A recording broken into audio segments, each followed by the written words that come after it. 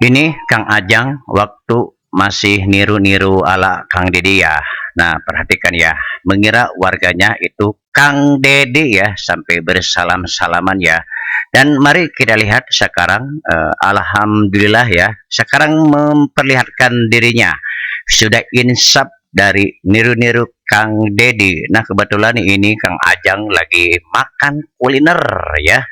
Nah, saya salut ya. Semoga doakan saja ini Kang Ajang apapun yang pernah terjadi sampai ditegur sama Kang Dedi dua kali ya.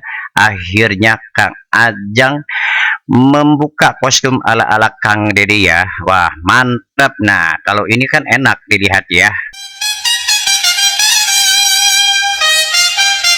R R A A